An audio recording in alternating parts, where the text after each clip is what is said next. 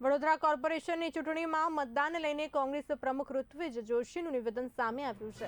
કોંગ્રેસ પક્ષના તરફેણમાં મતદાન થયું છે। કોંગ્રેસ પક્ષ પાલિકામાં બોર્ડ બનાવશે તેવું નિવેદન કરવામાં આવ્યું છે। ચૂંટણી પંચની ભૂમિકા શંકાસ્પદ રહી તેવો આક્ષેપ છે। કોંગ્રેસના ઉમેદવારનો મત બીજો કોઈ નાખી ગયો હોવાની ઘટના બની છે।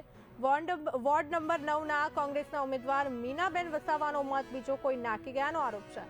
ચૂંટણી પંચને કોંગ્રેસે વોર્ડ 11માં ફેર મતદાનની માંગ કરી છે। શહેર ભાજપ પ્રમુખે કહ્યું, કોંગ્રેસને હાર ભાડી ગઈ છે। જો સારું પરિણામ આવે તો દર વખતે ઈવીએમ પર સવાલો ઉઠાવે છે, તો પ્રચાર પ્રસારમાં તેઓ ક્યાંય દેખાયા નથી। માત્ર 2-3 વોર્ડમાં જ કોંગ્રેસે ધ્યાન આપ્યું છે, ત્યાં પણ તેઓ અંદરો અંદર લડતા હતા। અમે રિપોર્ટ કાર્ડ લઈને લોકો પૂછી ગયા હતા। વિકાસ અને ભાજપની તરફેણમાં મતદાન થયું છે।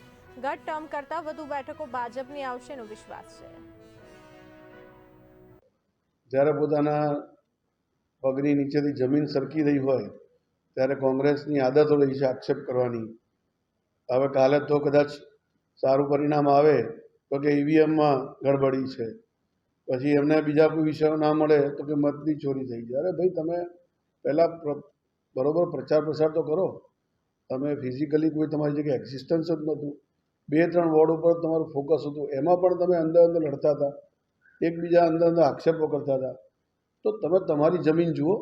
અમે અમારા કાર્યકર્તાઓનો વિશ્વાસના આધારે જે રીતે કાર્યકર્તાઓ આવા સખત ગરમીમાં પણ પ્રચાર પ્રસાર કર્યો છે, ફેરણીઓ હોય, આપ મીડિયાના મિત્રોને પણ ઘણી જગ્યાએ તમે એનું કવરેજ લીધું છે, ઘણી જગ્યાએ સભાઓ થઈ છે, સંમેલનો થયા છે અને ગ્રુપ મિટિંગો પણ થઈ છે। ખૂબ પ્રચાર પ્રસાર ભારતીય જનતા પાર્ટીના કાર્યકર્તાઓ કર્યો છે।